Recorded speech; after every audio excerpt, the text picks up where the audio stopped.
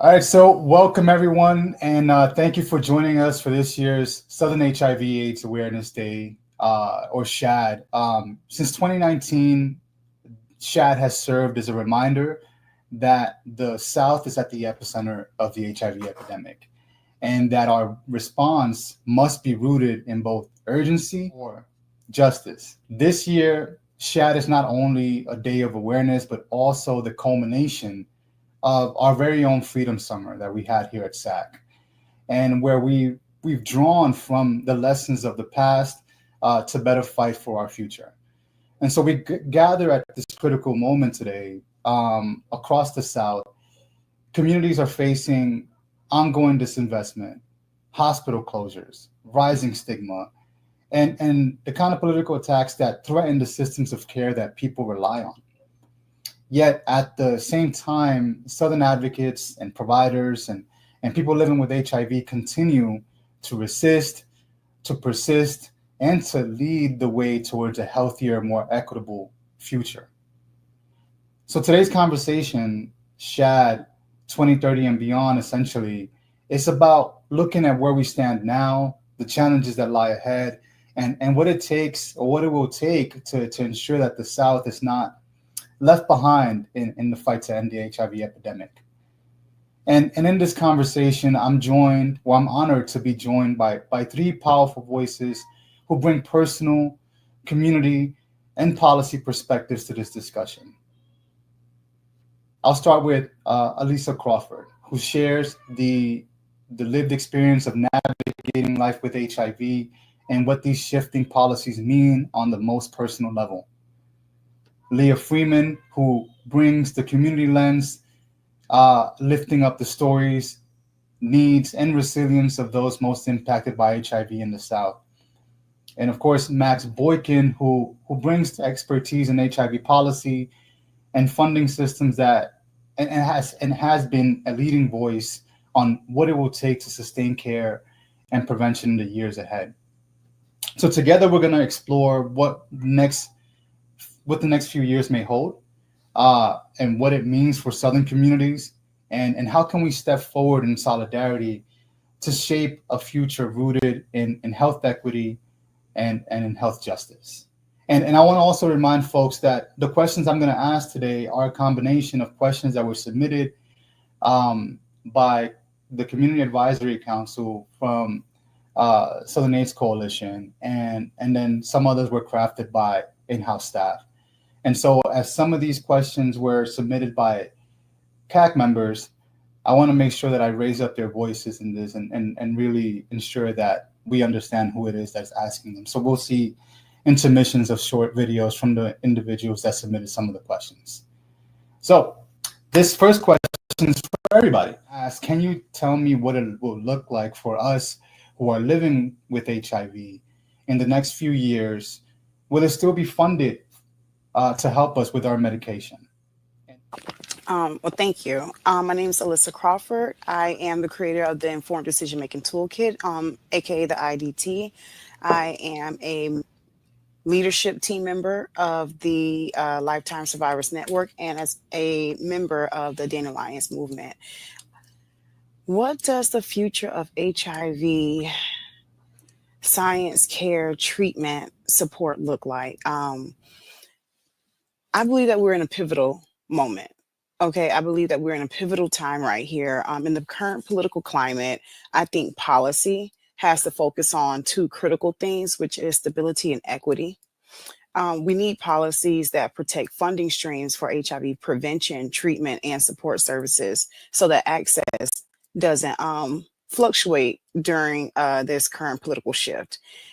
Access in terms of housing, like someone asked, medication, and other support services or sustainability services, are very crucial. So, although times do seem that they may be a little uncertain as it pertains to HIV, I feel like this has been a yellow brick road that struggle and triumph is no stranger to. I feel like we've been in times before where it seemed uncertain. not to mention the beginning of the AIDS epidemic, the whole brink of things, and considering how far we've came since then, I don't think this will be any different. This time, I think is very important for advocates, people living with HIV, people who stand with people who are living with HIV, to stand in solidarity, arm ourselves with knowledge, um, and put the fight forward, put our best foot forward in order to make sure the efforts keep going.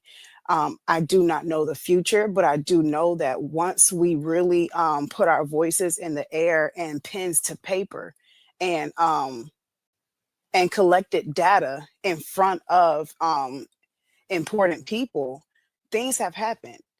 Mountains have been moved as they have been moved before, and I feel like they will continue to be moving.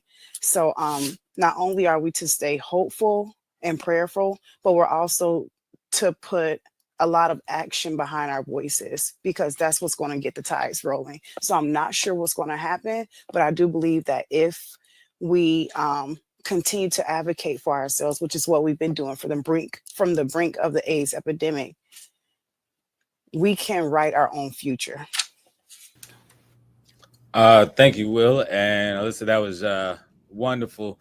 When I think about what the future looks like for people living with HIV, it looks like longer lines. It looks like a harder way to be able to get access. It looks like a lot of people getting kicked off of Medicaid.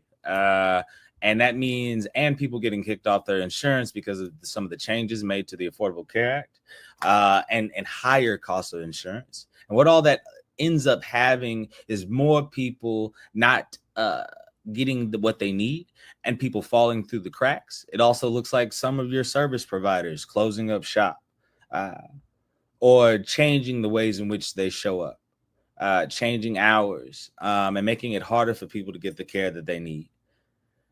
And I also think it looks like, with all the other things that are also going on, for the demonization of Black and brown people, and a further othering of people. But what that also means, I think, in the next 4 or 5 years is a time and need to continue as coming together, being able to come together in a way that builds real power. And I think that also means joining campaigns. And I forgot to say earlier, but yeah, my name is Max Boykin. I'm the manager of the Save HIV funding campaign, which is a collaboration between Prep for All, AVAC, and HIV Medicine Association, along with advisement from Positive Women's Network and the U.S. People Living with HIV Caucus, in order to be able to save HIV funding, as we have seen continued cuts from the administration and Congress in D.C. to both global and the domestic funding for HIV. And we are always trying to fight to make sure that we not just keep the funding that we have, but we also make it, as it was said, more equitable and for the people that need it the most. I am also a member of Black South Rising and the Prep Users Union. Hello, my name is Leah, and I am currently PWN Positive Women Living. I'm the board of directors and also PWN state lead. And just as Max and Alyssa said, just to piggyback on what they said, I do believe that there will be funding. Just right now, it's just a lot going on with changes going up and down. So I can see how it is stressful, just wondering, what's going to be happening in the future. But as long as we keep on educating and keep on advocacy, for our rights, there will still be funds. We just have to keep on just sticking together. Appreciate all your answers, and that you really speak on the importance of the moment and the importance about, how we need to keep the fight going despite all the realities that we're facing in the next 5 years, the realities that we're facing today and the realities that we'll be facing within the next 5 years. So staying true to the realities, but at the same time, understanding that the fight still needs to continue, right? And for our second question, I really want us to take a look at the person asking it, just to give us a better idea of why they're asking the question. And so the next question also comes from a CAC member, and this one is Alexis Powell. As y'all know, today we living in this world under this new administration that they're trying to erase us completely out the picture. But we won't tolerate that. We will be heard. We will be seen. And I want y'all to come with me And I need for y'all to use your voice and stand with me on this journey as I speak out loud to let people know that we here, we human, we want to be loved, we want to live our normal life, and we want the administration to understand we're not going nowhere. We're not going anywhere. And I need for y'all to understand my community, my trans brothers and sisters, my queer brothers and sisters, my binary brothers and sisters. We here. I'm here. I love y'all. I see y'all. Let's come together and let's be heard. And let's stand together and let this administration know that we exist. Because if we don't stand up for ourselves, no one will. Alexis asked, or she stated, I am a trans woman of color with 2 kids. I am very worried about that. I am very worried that I will not be able to get any housing assistance due to the new administration that's in office. What will you do? What will you all do to help us, those that are in need of these resources? How do you see policy working to make sure folks still have access to those resources? Policy really needs to center equity and stability. And right now, those aspects, those qualities and everything tied to it are under attack. They're tied to livelihood and livelihood. Like people's livelihood are under attack. People's ability to not only be themselves, but to properly care for their children, to access support services, things such as that. And like I said, although it does seem like we're in times where everything seems uncertain, which we are in uncertain times, it's not going to stay this way. And that's just a universal law. One thing that I encourage my peers to just use this time for, I just look at it as a cocoon phase. Okay, this is just a time for us to arm ourselves, like I said, with knowledge, hibernate, and come out stronger. And instead of allowing the current situation to seemingly defeat us, we have to overpower it. Overall, I feel like I'm still hopeful because we've seen the power of evidence-based advocacy. Like when data and lived experiences merge, and it can drive policy decisions that protect and expand access. It's not really just about sustaining programs. It's about innovating and finding ways to reach people and to ensure that these resources are not only received and allocated, but sustained, not to sound redundant. I believe that with persistent advocacy and collaboration, that collaboration between communities, researchers, advocates, and policymakers, we can ensure equitable access to HIV prevention and even care in challenging times such as these. So thank you. And so this next question is for you, Max. Also staying on this topic of funding cuts, considering the potential funding cuts to resources such as Ryan White program, to Medicaid, and to other programs like SNAP, to Medicare, both the potential ones and also the ones that have already occurred, right? What are the potential long-term impacts that providers and people living with HIV can expect to see because of those cuts? Thank you for this question. As stated before, one of the worries is the impact that all these cuts will have on Ryan White itself. Ryan White right now is not up to be cut. We have seen cuts to the dental piece, which we do know that dental is a part and parcel of people's holistic healthcare.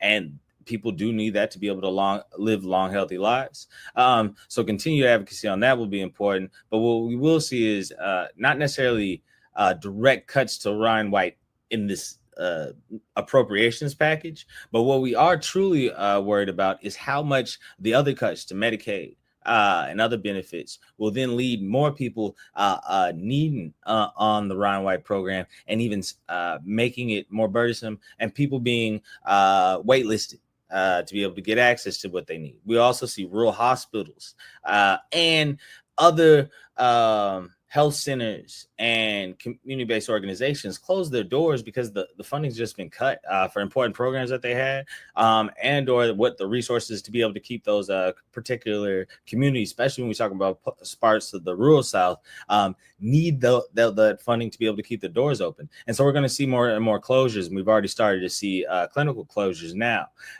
One of the things that I think that is really important to think about as we're continuing to think about this is Alyssa talks about sustainability. The only way that we're able to do real sustainability is also through proper funding to in equitable ways to what the spaces that folks need the most. If we're not doing that, then we're actually not getting to the root problem right now. And what we'll do is have surface level numbers that'll potentially look nice, as we've also seen increases with like the ending the HIV epidemic money, which those resources did help in some ways, in many ways.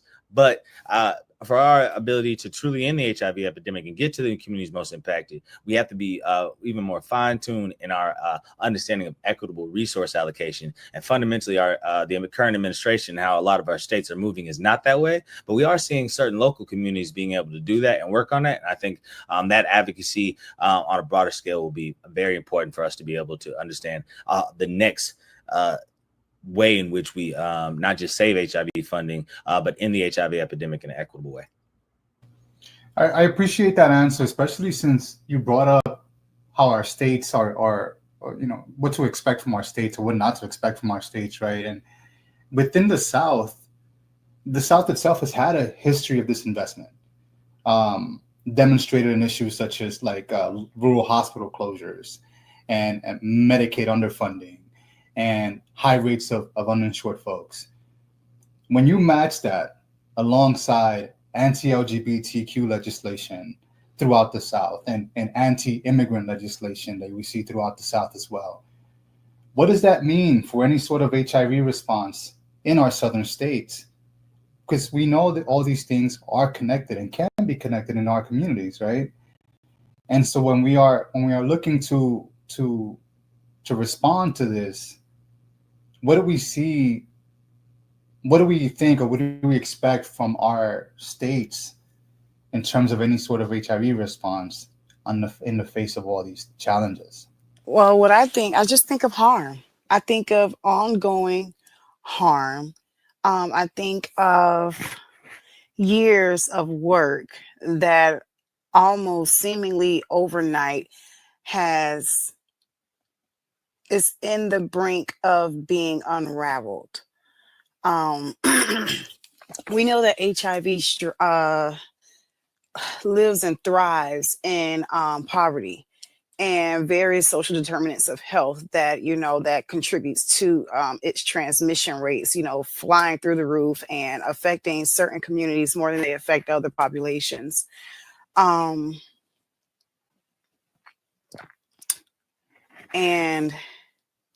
And it's a lot, you know, it's a lot to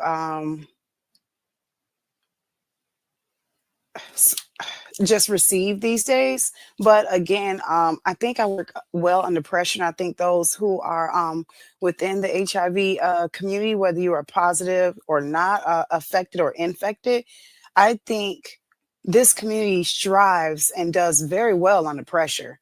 Like I said, struggle and triumph and uncertainty are not adjectives that are strangers in the dialogue of those within that HIV advocacy network. And so I think we are yet again at a starting point. It's not the same starting point as it is before, but we are yet again at another starting point. And at this point, in addition to like policy and whatever takes place there, I look at it as our responsibility as people who are affected by HIV to learn especially like the younger crowd, the younger population. We have our elders who have been putting that fight for some time, but I think it's very important that the new blood, so to speak, rise up and learn what we need to, like terminology, policy, things like that, and really learn how to appropriately fight this fight. I was in one meeting that they were discussing how are we going to bring this to our legislators, like in Washington. And that initial meeting taught us that we need to fight policy with facts. Like if it teaches advocates, new, young, fresh advocates, experienced advocates, how to properly advocate. And in that meeting specifically, they were mentioning presenting facts. Increased transmission rates is what we run the risk of. This is 2025. This is one of the deliverable years for the EHE initiative for the CDC.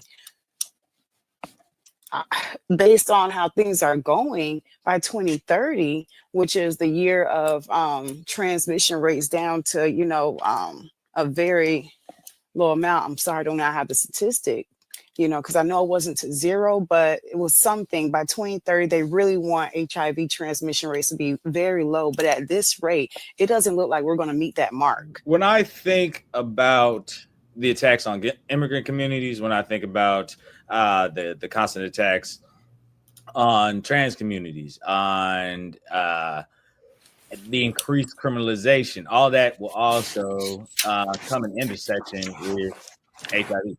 And the way in which I think as a person that we deal with that and as communities is through what I call intersectional solidarity.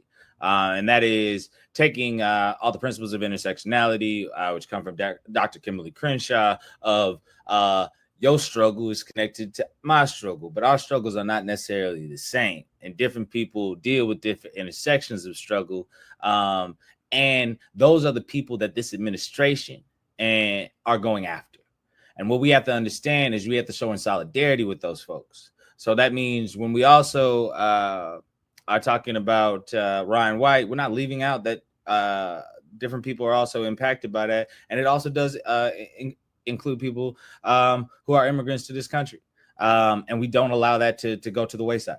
I also want to say that when we continue to do advocacy, we show up and make sure that our clinical services, make sure that people that are immigrants to this country feel still welcome in these spaces and are not going to have their data shared with ICE.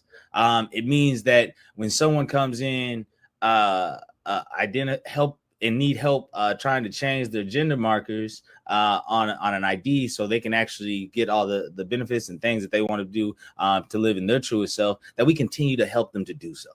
I think those are some of the most important things for us to be able to also continue to do, because we also know that the social is just as important as the physical when it comes down to many times of people being able to live long, healthy lives that are living with HIV, but also to make sure people actually have access to proper healthcare, proper mental health care, have options of all those things. And we understand that this administration is attacking all of those things because that helps communities that look like all of us on this call to be able to strive and get better. And we know that these programs are important, and actually we need more investment in these. So when we're talking about saving HIV funding, we're also talking about the intersectional fundings that need to be saved for all the communities that are impacted by the attacks that we're seeing both in DC, but also that we see in all of our states on a regular basis. And we have to be able to do that advocacy and talk to each other on the local level and do as Lee is actually doing for PWN and doing that local organizing to bring it to the state level, and then also connect it to the federal advocacy as well. When we all work together, we're stronger. So then that's when we can actually make moves together. And, especially as just being in this community and how we support each other and just showing legislators and just, educating them as well too, that it's important that, we still do matter and we're stronger when we work together. For this next question, I want to stay on this topic of intersections. And this topic hits on the intersection of criminal justice and public health. And for this question, we have a CAC member who submitted the question. So just like with Alexis, I want to be able to bring into the room Sanjay Johnson and show a little bit of what Sanjay. So Sanjay, you also have your experience with being arrested, right? And also being stigmatized online as well. Criminalization charges. You can support him and his legal defense fund at this link. Thank you, Nana. Anyone else out here as advocates with you, let us know. We got your back, boo. We got your back. To step in solidarity with SHAAD, Southern HIV/AIDS Awareness Day, it's to acknowledge the great advancement in treatment, yet fight against the heightened stigma. It is to continue to speak on prevention methods, knowing personally that criminalization does not work as a tactic. It's for me to stay connected with community, moving forward in stellar education, pressing to modernize HIV laws, networking, and being resilient together. So as you see the video from Sanjay, there's a realization that criminalization, HIV criminalization specifically, it touches on different things. And sometimes some of those things, when we're hearing discussions about HIV criminalization, we often don't hear about these other aspects of concerning the issue, but not necessarily always focused on. And that is the issues regarding HIPAA, right? So this question is for you, Leah. Is there any work to have people living with HIV protected as far as HIPAA regarding HIV criminalization? Yes, there's definitely work to be done. As a former co-chair for the Tennessee HIV Modernization Coalition, I have seen firsthand how outdated HIV criminalization laws conflicts with HIPAA's promise of confidentiality. Too often, people face charges or even sex offender status based on only exaggerations, not transmission. That's why what work needs to be done: advocacy, education, more education, legislative reform are critical to end stigma and to make the law reflect science and human rights, because HIV is not a crime. And, we just have to continue to work together and educate. And absolutely, HIV is not a crime. And, it's part of these many discriminatory public health policies that exist in our country that need to be either modernized or completely eliminated. And, and that's on us. That's on us as advocates to push back. Then the question then becomes, how do we do that? How can advocates push back against discriminatory public health policies? And how then can we help reshape the narratives, the multiple narratives that need to be changed around who is deserving of care and protection? And this is a question for everyone. So this time I'll start off with you, Max. Yeah, thank you for this question as well. The things that I think about is I'm always going to say it: organize. Organizing with the folks in your community, talking to your neighbors, being able to talk to them, an issue with them. But also that means also engaging and infiltrating the different bodies that make decisions around both local all the way to national bodies. And one I think the first ones to do is to engage the Ryan-wide Planning Council. I've also heard that some people, a lot of planning councils feel like they've been doing business as usual, as clearly the nation is not moving in a business as usual way. And I think one of the most important things to do, and I want to uplift some of the things that Dr. Daniel Driffin and Alicia McKinley Beach are doing, along with some others, of doing the local, of like understanding what's next. And if the local planning body is not the easiest one to necessarily work with, then having the meeting outside of the meeting or before the meeting to be able to engage community members to understand what do we want to do? How are we going to be able to address this situation?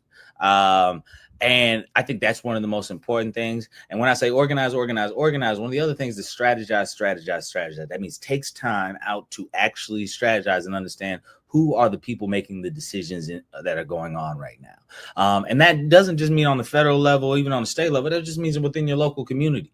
And that means also engaging your local officials. Right now, Congress is in recess. Engaging your elected officials and having those time to talk to them in district while they are in district, while they're not in DC.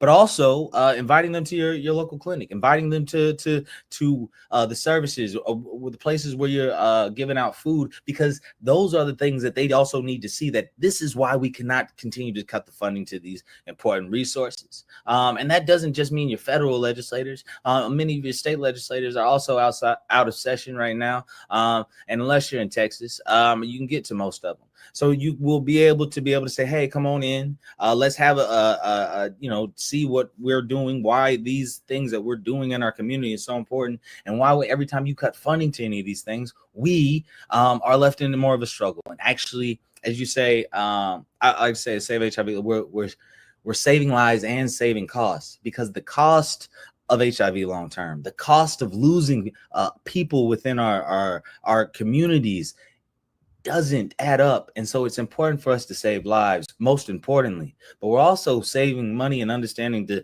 touch those people on the other sides, because they tend to care more about money than people's lives.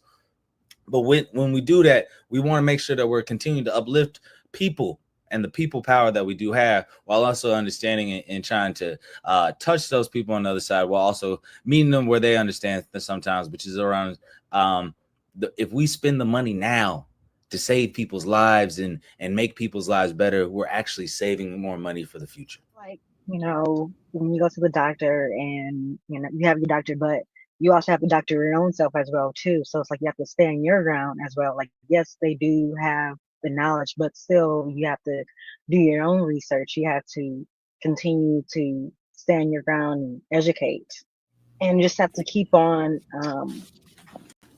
being with the community, like when it comes to learning. I would say align with the stakeholders' priorities as it pertains to like funding, and try to gain support or even more support from them. When it comes down to business, because like Max said, sometimes these people, these entities, they look at dollars before they look at people, and they'll vouch for those that before they vouch with us, so to speak. And make it appeasing to them, make it appealing to them, consider their priorities. It doesn't have to necessarily be HIV entirely, but we can tie HIV into maternal services and maternal health.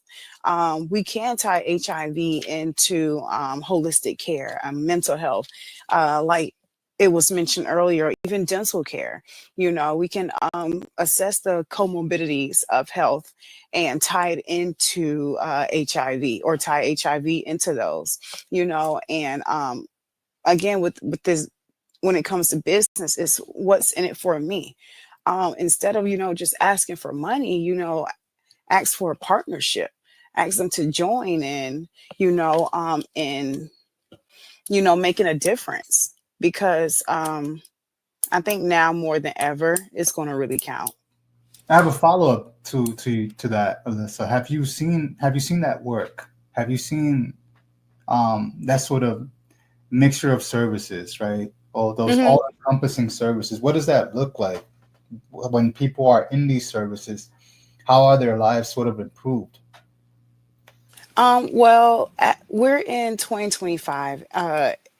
HIV is over 30 years old, and now we are focusing on HIV and aging.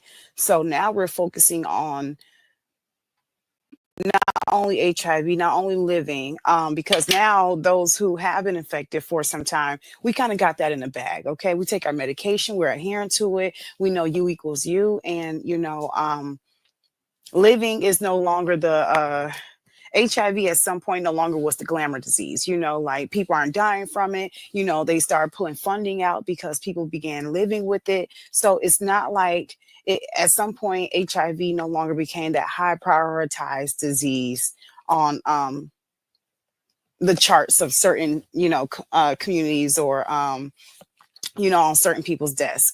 But because of course when you're living with HIV and it's maintained, it is a oh gosh, what is it called? anyways, you can live with it. So now we're looking into other things that affect the life cycle. And again, aging with HIV. So now we're looking at diabetes. We're looking at, again, maternal health, mental health, and hypertension and things like that. So here in my area, we focus on like the holistic wraparound services, holistic care, and things like that. And I've worked under censorship even before the administration. So that experience alone has taught me that there are more than one ways to skin a cat. It's several to be exact. And so trying to gauge HIV and assistance for it just from a different perspective, but also keep HIV in it. You know, it has worked, you know, and it can work. And I believe this administration, yes, you know, we see what's under attack. We know what's under attack. Even certain words and phrases are unwelcomed, you know, dismissed, if you will. But I do have hope that, you know, barriers, you know, will continue being dismantled based on how we go about reaching out for those services. You know, I believe if we kind of like play the game, and I don't have the politically correct terms, but like I said, I do know that there's more than one way to skin a cat. And if we can attack it from that approach, then we can continue making the change and receiving the necessary assistance that we need in our community to continue prospering. There's this one question that I really want to get out, but on this topic of who is deserving of care and protection, Everyone. right? And I think everyone is entitled to that protection, but I would personally prioritize those who cannot fend for themselves. You know, children, elders, disabled, learning difficulties. You know, victims of the system, so to speak. And that's what HIV criminalization is. It further places you below the equity pole. You know, so I've seen actually there's a lot of services out there that helps people, gives people an equitable start to in the race, whatever that race may be. Like I see it, there's people you know, collaborating, or people and entities collaborating all the time. But that right now, that cohesiveness is what's under attack. If we continue keeping the momentum, not get tired, because it's easy to get burnt out in this field. If we keep the momentum that we've been having, I think that we can keep it going. But yeah, definitely, everyone is entitled to protection, especially the ones who cannot protect themselves. People who are newly diagnosed. Mm-hmm. And how they don't really have like any information about this, or they don't really know where to go once they find out. So then that's when they are introduced from like, depending on the area, certain like nonprofit organizations that they can reach out to, or they're introduced to after they find out about their status. So to jump in on this one, something that came to my head as we were talking through this, and who does that, right? And I have seen organizations created and rooted from community that were led by people living with HIV, and were able to build it up and build the community and offer a support services that was never before seen. And then I also saw through manipulation, ego, and attacks on communities being able to build together, those organizations have to close their doors or fundamentally shift and become shells of themselves. And I want to say for those it is important for us to protect the entities that are for us, by us, that also are supporting our communities. And it's important to be able, as was talked about by Alyssa earlier, sustainability. And also, it's hard to talk about sustainability when you have unprecedented attacks going on. So that also means, how do you reframe the playbook and be able to reach out to some of your partners to be able to understand how to move forward? I have seen different organizations be able to do it. I think it's actually really hard. But I also have seen I want to say, some local organizations that have done it the best. And I think uplifting some of that local work that is doing the work of taking people from, hey, you may need a service here and we're going to provide you a service, but then we're also going to tell you how these services came about, how you can also be an advocate for oneself, for personal advocacy, and then also be able to do what eventually becomes legislative advocacy in others. But the only way that you're able to do that, if you also empower the people that have also, done that work, to be able to create it as they see, and without constant interjection from outside buyers that are trying to take away the power that they created. And I want to make sure in the future of this work, as we also continue to try to make sure that we're uplifting our people, keeping our people safe, but also being brave and bold as possible to actually truly tackle multiple epidemics at the same time. I think we have to also think and also, protect some of the institutions that we build when we knew we had to create these spaces because there was nothing else. And I want to do one of those ones that I do think does a dope service to this. Shout out to the Dandelions. Shout out to Positive Women's Network. And shout out to the continued advocacy that y'all doing. Shout out to the U.S. People Living with HIV Caucus. And also, and one person I want to shout out here, who I know is just doing all of this work. And because there was a time this past weekend that we all found out that this woman has put her hands on all of us, and including some of the people on this call, is Vanita Ray out of Houston, Texas, who leads Black South Rising in the U.S. People Living with HIV Caucus. Shout out to everything that she's doing. I can never give her enough flowers, but really for constantly pushing along. And as many of us said, she don't really care about the accolades and nothing. She just want to see the work getting done, and that's a beautiful thing. And I've learned a lot, so much from her and so many others. And on this Southern HIV/AIDS Awareness Day, I would love to give her flowers.